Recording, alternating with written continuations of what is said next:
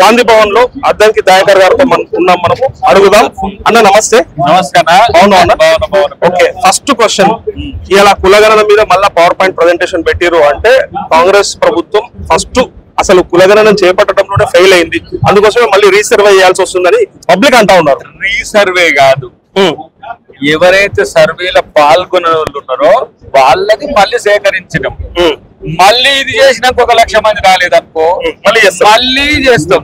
ఇది నిరంతర ప్రక్రియగా ఉంటది. సో రిజర్వేషన్లు ఖరారు కావు, సర్పంచ్ ఎన్నికలు పెట్టలేరు, స్థానిక సంస్థలు ఎన్నికలు కావు. ఏదైనా కానీ 42% అనేది ఫిక్స్ కదా, అది మా ఎన్నికల హామీ కదా, దాన్ని చేసేస్తాం. ఇప్పుడు చేస్తాను కూడా రెడీ, కానీ ఈ కొర్రీలు పెడతా ఉన్నారు వాళ్ళందరికి కూడా కొంచెం సమాధాన పరచాలి కదా. మీరు కలిస్తే అడుగుదాం అనుకుంటే మొన్నటి నుంచి వెయిట్ చేస్తున్నా. మాది MRPS పోరాటం చేస్తే వాళ్ళకి ఇచ్చినటువంటి రిజర్వేషన్లు కేటగిరీలు 3 చేశారు కదా, వాళ్ళు కూడా తృప్తిగా లేరు. మళ్ళీ మేము అడిగింది ABCD అయితే వాళ్ళకి ఇప్పుడు క్యాబినెట్ సబ్ కమిటీ ఉంది, సింగిల్ జడ్జి కమిటీ ఉంది. ఇటు మాలలు కానీ అటు మాదిగలు కానీ అభ్యంతరాలు వాళ్ళ దగ్గర చెప్పుకోవచ్చు. It's a basic structural document. It can moderate, it can change, it can alter whatever. Okay, it's అంటే మనం ఏంది ఒక పొటెన్షియల్ డేటాను మనం వాళ్ళ ముందు పెట్టినాం, ఇట్లా అనుకుంటున్నాం. ఇది ప్రపోజల్ మండలిలో అయింది, అసెంబ్లీకి సంబంధించి వచ్చే చేంజ్ కావచ్చు. అది వచ్చే ఇన్పుట్స్ బట్టి ఉంటది. ఒక 3 లక్షల మంది వాళ్ళకి సంబంధించిన డేటా రాలేదని ఒక వ్యాలిడ్ సజెషన్ వచ్చింది, దాన్ని వదిలేసి పోం కదా పెడుతున్నాం.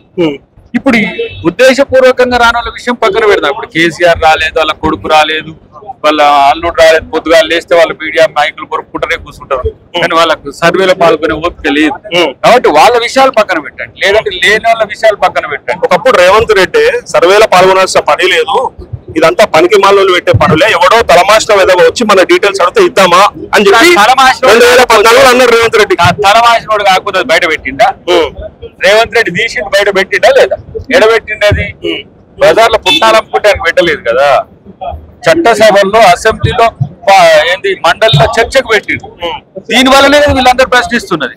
మీరు ప్రశ్నించండి, విమర్శలుంటే చెయ్యండి, సూచనలుంటే ఇవ్వండి, అవన్నిటి కూడా కన్సిడర్ చేస్తాం. ఒక జెన్యున్ కాజ్ ఉందన్న, అంటే గ్రామాలల్లో కాంగ్రెస్ ను గెలిపించింది రైతులు రుణమాఫీ చేస్తారంటేనే 2 లక్షల బరాబర్ చేస్తారంటేనే గెలిపించారు మిమ్మల్ని. గ్రామాలలోనే ఎక్కువగా సీట్లు వచ్చినాయి మీకు, హైదరాబాద్ చుట్టుముట్టు కంటే కూడా గ్రామాలలోనే ఎక్కువ వచ్చినాయి. అలాంటప్పుడు రూరల్ ఏరియా నుంచి మిమ్మల్ని గెలిపించి పంపిస్తే ఇయ్యాల గ్రామాలలో 50% కూడా రుణమాఫీ పూర్తి కాకపోవడం, రైతు భరోసా అయ్యేటికి 3 ఎకరాలే పడ్డది, అది కూడా సంపూర్ణంగా పడలేదు. ఇక్కడ ఉంటే మానవుడు పెద్దపల్లి వీరమనారెడ్డి విజయరామరావు గారు కనబడితే 76% 1 లక్ష రుణమాఫీకి సంబంధించి జరిగినాయి, 89% 2 లక్షల రుణమాఫీ జరిగింది. ఒక నియోజకవర్గ రిపోర్ట్ చెప్తున్నాను నేను, ఇప్పుడు తనతో కలిసినప్పుడు చెప్పింది ఏంది, what is the grounding of the projects, మనం ఏదైతే పథకాలు ఉన్నాయని. ఇవి వీళ్ళు క్రియేట్ చేస్తున్న ఇన్ఫ్లుయెన్సర్స్ తోనో, వెబ్ పేజీలతోనో, సోకాల్డ్ వాళ్ళ అనుకూలమైన మీడియాతోనో వచ్చే వాటిని మేము పట్టించుకోము. మీరు చేసింది ఎంతమంది 21,000 కోట్ల రూపాయలు, 25 లక్షల మంది రైతులకు చేసారు. 25 లక్షల మంది పాస్బుక్లు అంతే ఉన్నాయా? కాదు, ఇంకెంత మంది రైతులు? 70 లక్షల పాస్బుక్లు ఉంటాయి ఈ రాష్ట్రంలో. అందరికి రావు కదా బ్రదర్. నేను అడిగేది 2 లక్షల రుణమాఫీ అందరికి. మీరు ఆనాడు ప్రతి కుటుంబానికి 2 లక్షలు చేస్తామంటే ఇక్కడ స్పష్టంగా 2 లక్షల లోపు రుణమాఫీ ఉన్న ప్రతి ఒక్కరికి రుణమాఫీ జరుగుతుంది. ఎలిజిబిలిటీ వాళ్ళకు మనం లెక్క చేస్తే 31,000 కోట్ల రూపాయలు, 21,000 కోట్ల రూపాయలు ఇప్పుడు గ్రౌండ్ అయినాయి. ఎవరైతే ఇప్పుడు మీరే ఉన్నారు, మీ తమ్ముడు మీతో విడిపోయిండు, పాస్బుక్ నీ పేరు మీద ఉన్నది, ఆయన పేరు మీద రావాలి, లేకపోతే కుటుంబాలు మారిపోయినాయి, 10 years లో రేషన్ కార్డు లేవు, ఏంది ఇవన్నీ ఏం లేవు. ఎవరైతే టెక్నికల్ ఫ్లాస్ ఉంటే వాళ్ళు ఆగుతాయి. మీరు కలెక్టర్ గా ఇప్పుడైతే ఎంఆర్ఓ లెవెల్లో మీకున్న సమస్యలు రెక్టిఫై చేసుకుంటే రుణమాఫీ చేయించుకోండి. మీరు రైతు పండుగ అని చెప్పి 3,000 కోట్లు రిలీజ్ చేశారు మహబూబ్ నగర్ లో. ఏడాదికి 4వ విడతల పేరు వచ్చి కూడా పైసలు పడడంలో కొన్ని వేల మంది రైతులు. ఇప్పుడు ఏమంటే వాళ్ళకి ట్రాన్సిషన్ డిలే ఏముందో అవి తెలుసుకుంటే ఇమీడియట్ గా రిజాల్వ్ అవుతుంది. ఇప్పుడు ఈడికెళ్ళి పోతుంటే ట్రాఫిక్ జామ్ అయింది అనుకో, ఏ బండి అడ్డం ఉందో దాన్ని పక్కన వెళ్ళిపోతారు. ఇప్పుడు మీకున్న టెక్నికల్ ఫ్లాస్ ఏంది? ల్యాండ్ ఇప్పుడు కౌలు రైతా, ఒరిజినల్ రైతా? కౌలు రైతు కౌలు తీసుకుంటే కౌలు రైతు దగ్గర మీరు ఒరిజినల్ భూమి రైతు, మీరు కౌలు రైతు అయితే మీరు కౌలుకి ఇచ్చిన రైతు అయితే మీకు రాదు. ఎవరు భూమి చేసుకుంటారో వాళ్ళకి వస్తుంది. ఎందుకంటే శిస్తు నువ్వే తీసుకొని కౌలు నువ్వే తీసుకుంటే మళ్ళీ ఇప్పుడు భూమి చేసినానికి వ్యవసాయ సాగు చేసుకున్నానికి వచ్చి ఇట్లాంటి కొన్ని ఆగినాయి. ఎక్కువ శాతం కౌలుకు సంబంధించిన అంశాల్లోనే కొంత కన్జెషన్ ఉంది. ఇద్దరికైతే ఇవ్వరు. ఒక భూమికి 1 ఎకరా సాగు ఉంది అనుకోండి, ఇద్దరికి రైతు భరోసా మీరు చెప్పేది రుణమాఫీ నేను అడిగేది దీనికి కూడా రుణమాఫీకి ఎగ్జాంపుల్ నేను ఒక మాట చెప్తాను. రైతు ఏది షూరిటీగా పెట్టిండు? పాస్బుక్ షూరిటీగా పెట్టి తెచ్చుకున్నాడు. ఏ పాస్బుక్ పెట్టాడు? ఆయన పాస్బుక్ పెట్టుకున్నాడు. ఆయన పాస్బుక్ ఆయన రైతే కానప్పుడు, ఆయన భూమి లేనప్పుడు ఎవరి రైతు ఏది తీసుకుంటాడు? ఇప్పుడు నీ భూమి నేను తీసుకున్నా, నీ భూమి పెట్టితేనే కదా, పాస్బుక్ పెడితేనే కదా ఇప్పుడు రుణం వచ్చేది. అది అదే ల్యాండ్ లార్డ్ ఎవరైతే హక్కులు ఎవరుకుంటే వాళ్ళు వస్తాయి. కౌలుకు చేసిన వాళ్ళు కూడా రిప్రజెంటేషన్ నువ్వు చేసుకోవాల్సిందే. లేకపోతే నేను భూమి వేసిందంటే నీకు ఎందుకు ఇస్తారు? మామూలుగా భూమి వేసిందంటే ఆ భూమి యజమానికి వస్తుంది, లోన్ రాదు కదా. కౌలు రైతుకైతే లోన్ ఇయ్యరు. ఇక్కడ రుణమాఫీకి సంబంధించిన అంశంలో చాలా సార్లు వారు ప్రిన్సిపల్ సెక్రటరీ టు అగ్రికల్చర్ నా దగ్గరికి మీ ఏవైతే విజ్ఞప్తులు ఉండేవో నా దగ్గరికి రప్పియండి, ఒక సెంటర్ డేటా సెంటర్ ఏర్పాటు చేస్తున్నామని కూడా చెప్పిండు. వీళ్ళు ఆడికి తీసుకుపోరు. మనోడు కేటీఆర్ వార్ రూమ్ క్రియేట్ చేసిండు, మళ్ళీ ఎల్ఐకు రాలేదు. మరి నీకాన్నే పెట్టుకుంటే ఎట్లా? ఆయన నువ్వు తీసుకొచ్చి సెక్రటరేట్ ఇవ్వాలి కదా. కానీ గవర్నమెంట్ దగ్గర ఉండాలి కదా పూర్తి డేటా అంతా. మీరు చెప్పినాడు 45 లక్షల అకౌంట్లు అని చెప్పి తుమ్మల నాగేశ్వరరావు గారు చెప్పారు. 45 లక్షల అకౌంట్లకి మేము ఇవ్వాల్సి ఉంటది మాఫీ. అవన్నీ కూడా 42 బ్యాంకులు పంపిన మాకు డేటా అని చెప్పారు. సో పూర్తిగా 41,000 కోట్లు అయిపోయింది, 31,000 కోట్లు అయిపోయింది, 21,000 కోట్ల కాడు ఉన్నారు మీరు అంటే సగం అయిపోయిందని నేను చెప్తున్నా. కాదు, ఇక్కడ 1 లక్ష లోపల అక్టోబర్ లోనే పోయింది. ఎప్పుడైనా మోడీని బదిలాడుకొని పోయి తెచ్చుకున్నాడు కదా. ఎంత 12,000 నుంచి 10,000 కోట్లు తీసుకొచ్చి 99,000 రూపాయలు లోపు రుణమాఫీ ఉన్న వాళ్ళు కొందరు అక్కడనే వెళ్ళిపోయింది. రైతుల లెక్క వేరు, రుణమాఫీ కావాల్సిన వాళ్ళ లెక్క వేరు. అవును, 2 లక్షల తర్వాత దాటిన వాళ్ళకు పైన కడితేనే వస్తాయి. ఎప్పుడు వస్తాయి? ఇది సూటి ప్రశ్న. 2 లక్షల కంటే పైన 10,000 రూపాయలు ఉన్నాయి. 10,000 నువ్వు కట్టుకో, 2 లక్షలు నీకు రుణమాఫీ. కట్టి 6 నెలలు అయింది ఇప్పటిదాకా. చాలా మంది రైతులు వస్తాయి, డెఫినెట్ గా వస్తాయి. వాళ్ళకి నాకు చెప్పండి. పొన్నం ప్రభాకర్ గారు షెడ్యూల్ పెడుతున్నా. ఇప్పుడు ఎవరైతే మన రైతులు మీకు తెలిసిన రైతులు నాకు చెప్పండి, నేను మేనేజర్ తో మాట్లాడతా. వీలైతే నీకు కన్జెషన్ ఎక్కడ వస్తే అని చేయగలుగుతాను. అసలు ఫస్ట్ మీరు లోకల్ లీడర్స్ ను కూడా సహకారం తీసుకోండి. ఏ లెవెల్లో ఉంటే ఆ లెవెల్లో. ఎక్కడ ఉన్నారు? సర్పంచులు లేరు, ఎంపీటీసీ లేరు, జడ్పీటీసీ లేరు, ఉన్నది ఎమ్మెల్యేలే. చెప్తున్నా కాంగ్రెస్ ఎమ్మెల్యే గ్రామాలలో ఉన్నారా? రైతులు ఎంతమంది ఉన్నారు? అసలు వస్తలేరు అని చెప్తున్నారు. తిరిగిన రిపోర్టే చెప్తా ఉన్నా. ఇంకొకటి, రుణమాఫీలో మీరు పెట్టుకున్న గైడ్ లైన్స్ లో షెడ్యూల్ ఏం చెప్పారంటే 2 lakhs అబోవ్ వాళ్ళకి కడితే కుటుంబానికి ఇస్తాం, అప్లై చేస్తాం. షెడ్యూల్ ఎప్పుడు వస్తుంది? పొన్నం ప్రభాకర్ గారు ఈ మంత్ ఆ మంత్ అనుకుంటా దాటేస్తాను. తుమ్మల నాగేశ్వరరావు ఏం మాట్లాడతలేడు. ఎవరు బాధ్యత తీసుకుంటారు? నేనేమంటున్నా రాని వాళ్ళ శాతం 10% పైన ఉంటది, 10 నుంచి 15%. మీ సమస్యలను వాస్తవ సమస్యలు తెలుసుకోండి. ఈ గాయగాల ముచ్చట్లు వినకండి. ఎవరు ఈ సోకాళ్ళు బయట మాట్లాడుతున్నారు కదా, వాళ్ళు చేసే ఛాలెంజ్లు మీరు విన్నారు కదా. ఏ గ్రామం అన్నా ఎవరన్నా రండి, ఆ గ్రామంలో సంపూర్ణంగా రుణమాఫీ అయిందని చెప్తే నేను రాజకీయ సన్యాసం తీసుకుంటాను చెప్పి పక్క సిరిసిల్లలో ఏ గ్రామం అయినా సరే మీరు ఛాలెంజ్ తీసుకుంటారా? తీసుకెళ్తా మీరు మాట మీద ఉండాలి. రమ్మను, వస్తాడు. నేనేమంటున్నా, రమ్మను. ఏ గ్రామం సిరిసిల్లలో రుణమాఫీ కాలేదు అని చెప్తే చూద్దాం. అప్పుడు ఆయన ఛాలెంజ్ చేపిస్తాడు, నేను ఛాలెంజ్ చేస్తా, ఆయన చేద్దాం. పక్కా కదా. ఇవాళ నీ లెక్క పంజాబ్ రైతులకు ఇవ్వలేదు బ్రదర్, నీ లెక్క మహారాష్ట్ర రైతులకు ఇవ్వలేదు, కర్ణాటక రైతులకు ఇవ్వలేదు. మీరు ఈ రైతులకు కూడా ఇస్తలేరు కదా. అది రైతులకి మన రైతులకు ఇస్తారు, ఎవరికి ఇచ్చినాం అనుకుంటారు మీరు? రైతులకే ఇచ్చారు. అందరు రైతులకు ఇచ్చిరా? అరే నీకు అడిగేది అంటే నువ్వు చేసుకోకుండా నేను ఇంట్లోనే ఉంటా అంటే గట్లనే ఉంటుంది. నీకు సమస్య వచ్చినప్పుడు దాన్ని పరిష్కరించుకోవడం కూడా ఒక పద్ధతి ఉన్నది. ఆ పద్ధతిని చెబుతున్నాం, చేసుకుంటే కానీ మాట్లాడాల్సిన తుమ్మల నాగేశ్వరరావు మాట్లాడాడు. ముఖ్యమంత్రి గారు కూడా చాలా సార్లు చాలా వేదికల మీద 2 లక్షల కంటే పైన కఠిన మరుక్షరం పడతాయి అన్నాడు. 6 నెలలు అయిపోయింది, అది పడలేవు. పైగా ఇప్పుడు కట్టాలనుకుంటున్న మీరు ఏం గ్యారంటీ కట్టండి. మీకు డబ్బు రాకపోతే ప్రభుత్వానికి బాధ్యత.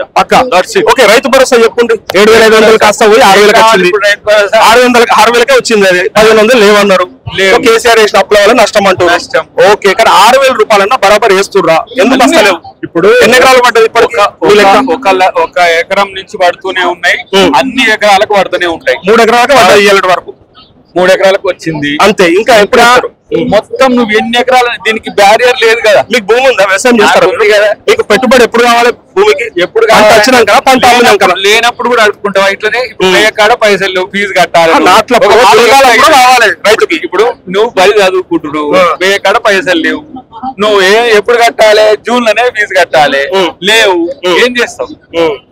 ఆగస్టుకో సెప్టెంబర్కో చేసే ఇదే మరి. ఆడ అనుకున్న ఎవరు అడగడేంది? గిన్ని లక్షల కోట్లు ఎట్లప్పు చేసినవరా? ఇంట్లో పడిన వారు బయటికి రాని ఎవరు అడగడేంది? ఎప్పుడన్నా పోతారా అడిగి ఫామ్ హౌస్ కాడికి? మీరు పోయి రావా కేసీఆర్ నువ్వేం ఇన్ని అప్పులు చేసిన వారు ఎవరు అడగరేంది? వాళ్ళు మంచిగా చేయలేదు కాబట్టి మిమ్మల్ని మంచిగా చేయలేదు కాదు, వాళ్ళు దరిద్రం చేయాలి కాబట్టి.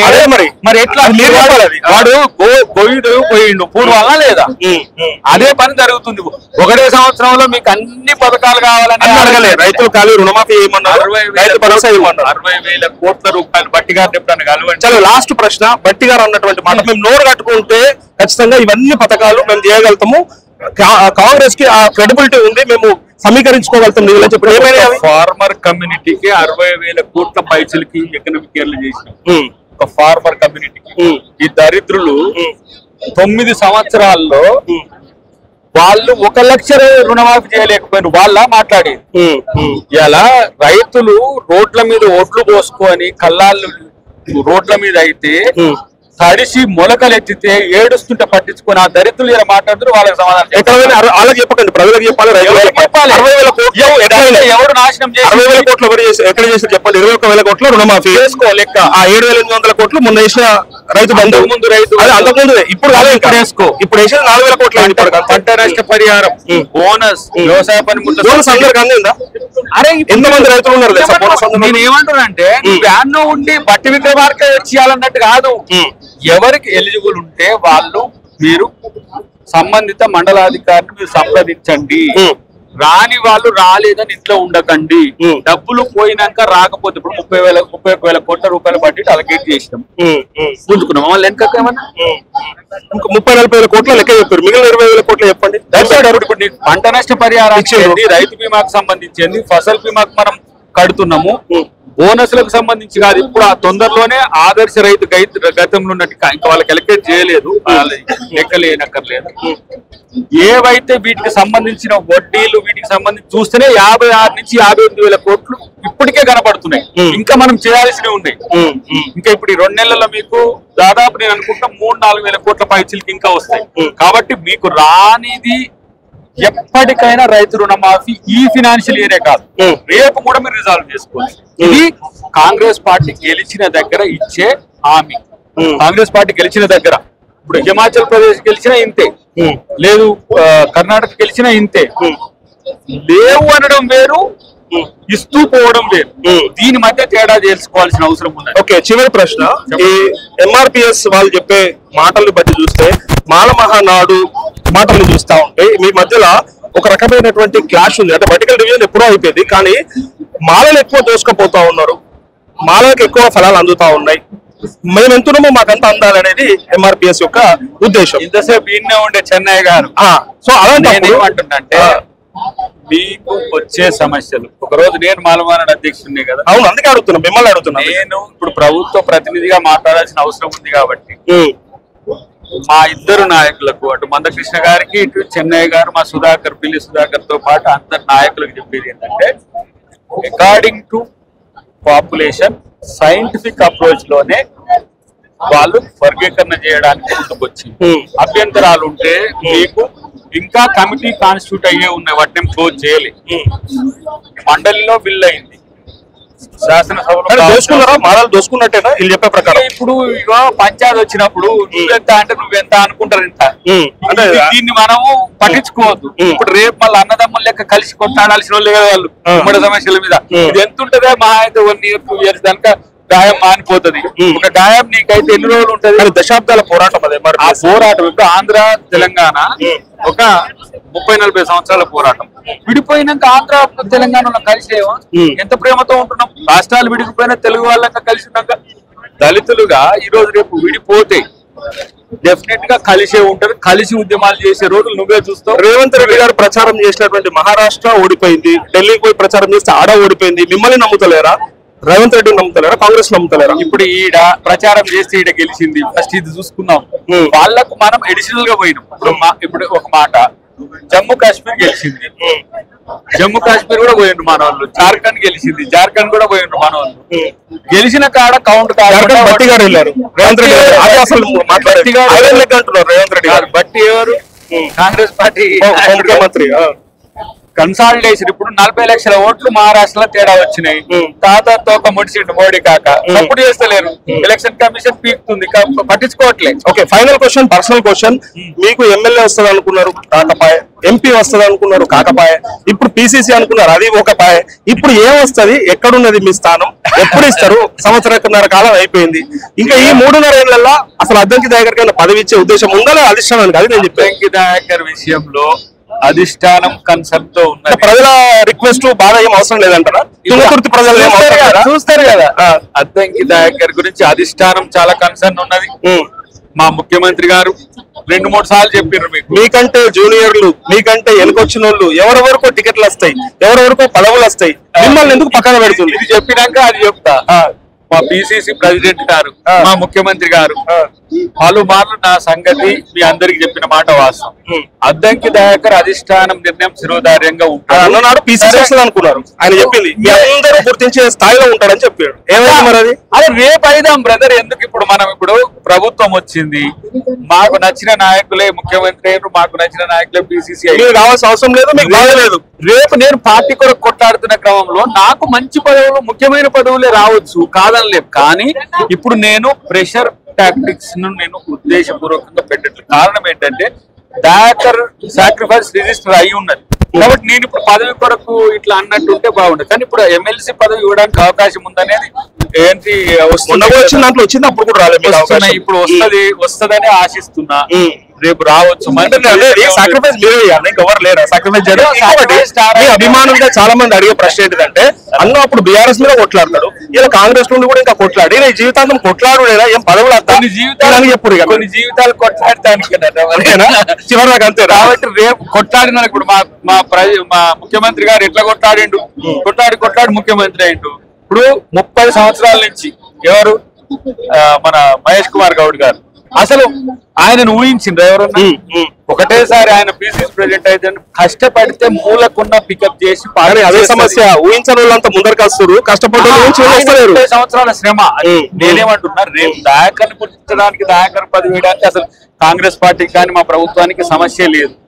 కాకపోతే కొన్ని సామాజిక సమీకరణాలు, అవాంతరాలు మీకు ఇష్టం లేనట్టుంది. అసలు యాక్చువల్గా పదవి తీసుకోవడం మీకు ఇష్టం ఇస్తే తీసుకుంటా. నువ్వే మా ముఖ్యమంత్రి 2028 ముఖ్యమంత్రి అభ్యర్థి అద్దంకి దయాకర్ అనుకోవచ్చు మేము. అట్లా కష్టపడితే వస్తుంది కాదు. ఒక మాట, నేను ముఖ్యమంత్రినా లేకపోతే కేంద్ర మంత్రినా, రాష్ట్ర మంత్రినా, ఎంపీనా, ఎమ్మెల్సీనా అని పక్కన పెట్టు, దయాకర్ ఈ పదవికి పనికొస్తాడు. చలో దయాకర్కి చేద్దామని అధిష్టానం అంటది. నేను పోరాడేందుకు సిద్ధంగా ఉన్న పార్టీ కొరకు. రేపు నన్ను ఎక్కడ వాడుకుంటుందో పార్టీ నేను ఊహించలేదు. నేనైతే నాకు అవకాశం ఏమని అంట కలిసినప్పుడల్లా. ఎందుకనను నాకు ఇప్పుడు నువ్వన్నా ఇంత మర్యాదగా ర్యాగింగ్ చేస్తున్నావు, ఎవరెక్కి చూపుతా అంటూ నువ్వు సుధైర్య కాలు మొక్తా ఇస్తారా పార్టీలు. నేను ఇప్పుడు ఎదురొచ్చిన సార్ ఆయన ఎవరో కూడా తెలియదు సార్, ఎప్పుడు ఇస్తారు సార్ పదవి కూడా పోగానే ఉంటాడు ఆయన. అదే మన తెలుగు వాళ్ళు ఉండే ఎయిర్పోర్ట్లు, ఏ పోర్ట్లు అయినా సరే, బస్ పోర్ట్లు అయినా సరే, ఏడు అయినా సరే నాకు ఈ సమస్య ఉంది. అది ముఖ్యమంత్రి గారికి అడుగుతున్నారు కూడా. అద్దంకి దయాకర్ లాంటి వాళ్ళు కూడా అప్పుడు టికెట్ కష్టపడాలి, ఇప్పుడు పదవులకు కష్టపడాలి. ఏమక్కరా? ప్రజలు ఎంతో మంది ప్రజలు గుర్తిస్తారు, నాయకులు కూడా గుర్తిస్తారు. కానీ ఇది నాకు ఒక రకంగా సమస్య కూడా అయింది. ప్రతి ఇంటర్వ్యూలో నేను దీనికి సమాధానం చెప్పాల్సిందే. ఒక డిబేట్ కు పోయినా ఎందుకంటే ఇప్పుడు మీడియా అంటే మనం అంతో ఇంతో దగ్గరగా ఉంటాం కాబట్టి దీనికి సమాధానం. ఇప్పుడు మన ఎల్లమ్మ కొబ్బరికాయ కొట్టినాకనే తునకలు తినాలన్నట్టున్నది ఇప్పుడు పరిస్థితి. మీ మంచి అడుగుతున్నామా, మిమ్మల్ని ఇబ్బంది పెడుతున్నామా? మంచికే మరి అది మా ప్రశ్న. మంచికే. అది పోను సమస్య ఎట్లా అవుతున్నది అని అంటే, దయాకర్ అన్నకి ఇంకేమో నియరేమో అట్లా అనిపిస్తుంది. దాని వల్ల కొంతమంది పిల్లలకు ఇన్సెక్యూర్ గా ఉన్నారు. కొంచెం ఈ టీవీలలో చూస్తే పెద్ద స్కిల్, చిన్న స్కిల్ అంతా హీరో వర్షిప్ ఉంటది కదా, దానివల్ల తొందరగా వస్తాను. నేను ఇట్లా సముదాయం చెప్తున్నా, మా పార్టీకి కూడా దాని మీద కన్సర్న్ ఉంది. బట్ దయాకర్ నిజంగా పదవి కొరకు కాదు అని మీకు గతంలో చెప్తున్నప్పుడు మీరు ఒకటి ఉంటది అనే ఆలోచన ఉంటుంది. Dayakar not only for the post, Dayakar for the party. రేపు ఏదైనా కారణాల వల్ల నాకు అవకాశం కల్పించకపోయినా దయాకర్ పార్టీ మీద అలగాడు, ఎవరి మీద అలగాడు. దయాకర్ కు తెలంగాణ ప్రజలే కాదు, యావత్ తెలుగు ప్రజలు వాళ్ళు నా పట్ల ఉన్న కన్సర్న్ నాకు తెలుసు. కానీ నేను ఫక్తు పొలిటీషియన్ గా అవకాశం రాకపోతే వామ్మో వాయు అని ఏడ్చే టైపు కాదు కదా. నేను ఇంకా పోరాడే సమస్యలు ఉన్నాయి. ఇప్పుడు బడుగు బలహీన వర్గాల కొరకు కొట్లాడే ఉన్నాయి, చాలా సమస్యలు మనకు పెండింగ్ లో ఉన్నాయి. నేను నాయకుడిని అయితే మరింత మేలు మరింత గట్టిగా చేయొచ్చు. అది చేపించడానికి నా పార్టీ కూడా వెనుకడుగు ఎక్స్పెక్ట్ చేస్తారు.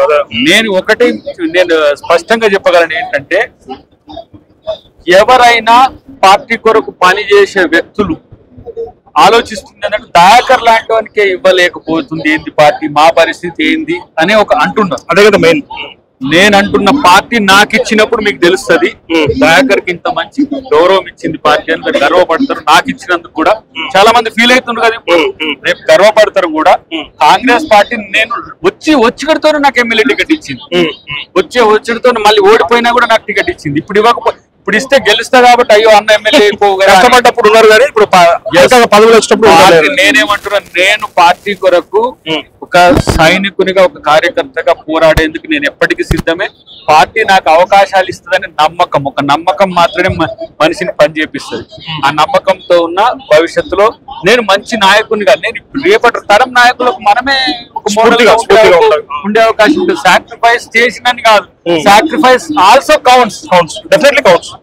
రేపు నాకు మంచి అవకాశం పార్టీ ఇస్తుందని ఆలోచన. మీ సినిమా ఎప్పుడు ఇంతకీ? సినిమా కోసం వెయిటింగ్. ఇప్పుడు మన రాజకీయ సినిమా అయిపోయింది, అసలు సినిమా ఎప్పుడు? రాజకీయ సినిమా పాట విని మళ్ళీ చూస్తున్నాం కానీ సినిమా వస్తలేదు. ఎప్పుడు? మేబీ ఏప్రిల్ తర్వాత అవుతుండొచ్చు.